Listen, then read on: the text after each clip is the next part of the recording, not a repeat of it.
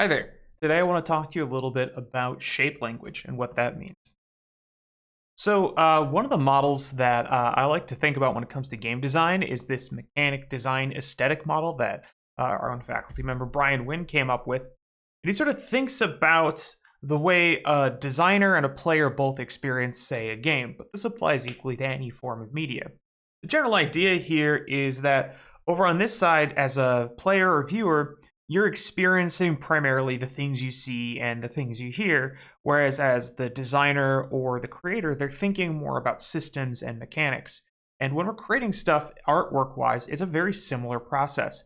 What an artist is thinking about is a whole set of rules that they use to construct interesting visuals that the then viewer, player, whatever is experiencing as aesthetic or as art. And it goes through this sort of system between the two. So we use all these tools, we use all these techniques and these skills that we're learning in this class.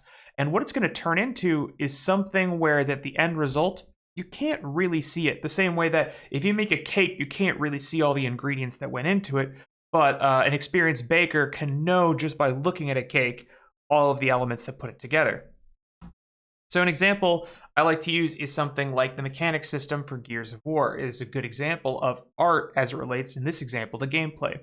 So we have Marcus Phoenix, and he's hiding behind cover. We understand this as cover because it's large, and it's thick, and it's a block, and it actually has a relatively high amount of contrast. In fact, if you squint your eyes, you'll see that this block is the thing that stands out to you the most. This is called a squint test. I do it all the time. Artists do it so frequently that some people even write little apps to like blur your screen because that blur is what your brain is going to see right away. We have all these objects in here, foreground, background, but we understand looking at the scene, oops, I clicked on it, cover to cover I can move to. This is really important for the mechanic. So the pose of the character, the setup of the artwork, all the layout helps the player understand what they can and can't do.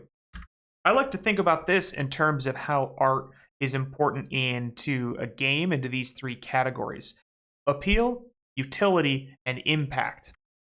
Now, appeal is sort of like, does it look nice? Do I want to play the game because it looks beautiful? Utility is something like, I like this example from Punch-Out. It actually lets you know what's happening in the game, and the art, or in this case, the animation of the character, is feedback to the player about what is and isn't happening. And then lastly, I think about impact. It's sort of what does the player walk away from? This is sort of past, present, and future. We look at appeal to say this is a game I want to play. We look to utility as here's the information I'm getting while we are playing. And then impact is sort of what I remember. I use Sonic Adventure 2 as this example because playing this initial level of Sonic Adventure 2, it just gave me such a sense of speed that stuck with me well after I was done playing the game. So art draws us in, it keeps us playing, and it also helps us reflect on how we feel about that experience. We can break this in art down into reads.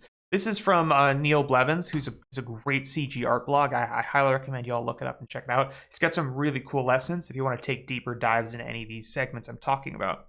But as thinking about reads, what we see first is the big blocky shapes. And as we go, we add more and more detail. Too often students want to add the detail right away, but we get really almost all the information we need about the object in the first and maybe second read. And so when we're designing things like we built our treasure chest, we sort of did the first read. And now we want to build in those second and third reads, start adding little bits of detail. The question is, where do you put them? So there's this thing called shape language, and there's lots of ways of teaching it and talking about it, but I like to simplify it into these three core shapes, which most things are: circles, squares, and triangles. And in our case might be spheres, cubes, and cones, but it's essentially these are the three most essential shapes to constructing something visually, because all three of these shapes tell a story. For instance, these are three white cars, but we understand, even though they have more in common than not, they all take gasoline, they all have four wheels, a steering wheel, the same seating configuration. Most of their features are very similar, and even though you could describe them as three white cars, they're very different from each other. And what makes them so different? Well, how does the design tell you what this car is about? This Volkswagen Beetle uses lots of circles, as many circles as possible. It makes it feel friendly and fun and non-threatening. This Land Rover uses as many big blocky square shapes as possible. Even look at the headlights being so thick and square, the side view mirrors being squared off. because square feels sturdy and durable and unmovable. It feels indestructible, something that's important for an off-road vehicle like this. And then we check out the Lamborghini and look at all the sharp edges and angles. And sure, there's still circles, and sure, there's some blocky elements, but everything that can be a triangle is a triangle. Triangles feel fast and aggressive and dangerous. It gives us a sense of speed. This kind of comes too from nature. Wow, there's a shark right at my head. Where we see something round is something we can hold, like an apple. We might eat it, but it's also not going to generally hurt us. Round shapes don't cut us or kill us. They're easy to move, and they're fairly easy to engage with. Circles are usually safe. That's why the door for the Hobbit movies, like Bilbo's door, is round for this reason. It's a circle, it's friendly, it's warm. Blocks are square, like this big granite stone. Unmoving. A box is harder to move that's a big block than a equally heavy ball that we can just roll. So it's sturdy and it's strong and it feels indestructible. That's how it maintains this shape. Something that's soft will eventually turn into a circle as it gets carved off. Then we have triangles. I love sharks as this example because look at how many triangles sharks are. Triangle, triangle, triangle. The fins are all triangles. It feels so aggressive and it feels so fast. So by combining these shapes, we can actually take something as simple as a chest in a game and turn it into something a little bit different.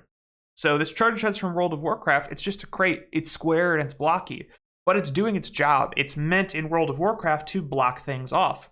Versus this more rounded off and golden chest in Zelda Breath of the Wild, we understand the round top, where the engagement is. We know what direction, based on this lock, is that we need to approach it from, so we know what direction it opens in.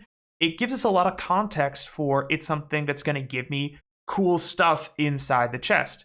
And then we have the classic mimic chest from Dungeons & Dragons, which they just take a classic square chest and what do they add to it is triangles, because that's how you know it's threatening. So we add a lot of teeth to it, sharp edges. If you look at art for mimics, they're often, how can we add as many triangles to something that's otherwise very bloxy or very round, showing the different shapes. So let's wrap up with a quick analysis of another piece of artwork, this Vulcan axe from Laertes Studio. And I want to just look into what are the shapes happening here and how does it tell us about this whole thing. So of course, right away, we have a couple big triangles here. These two triangles are very functional. They show us where the action is happening. It can hit this way and it can spike back that way.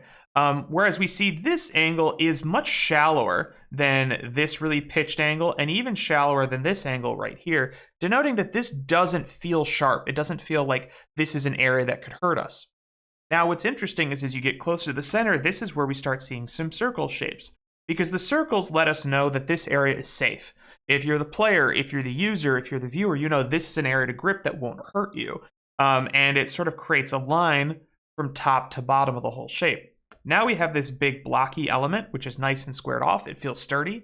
And adding this little extra angle in here not only helps us get the sense of direction is still going forward, kind of leads our eye up to the blade, the important part, but it also provides something structural to it. And then we kind of get down here and look at all this complex shape to denote where the hand should go.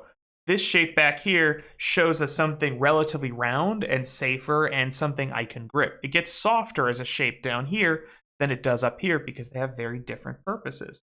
Let me throw in here another layer just to give you another thing that I want to show you, is where are the details and where are the flat areas? Because you notice we don't have detail everywhere.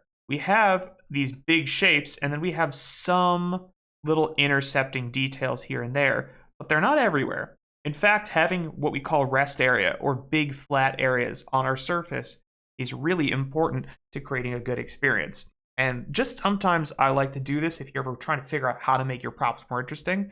Take an image, draw over it a little bit, really draw out where you feel the little details are and what does that give you as a little storytelling device or tell you as information about something just by looking at it.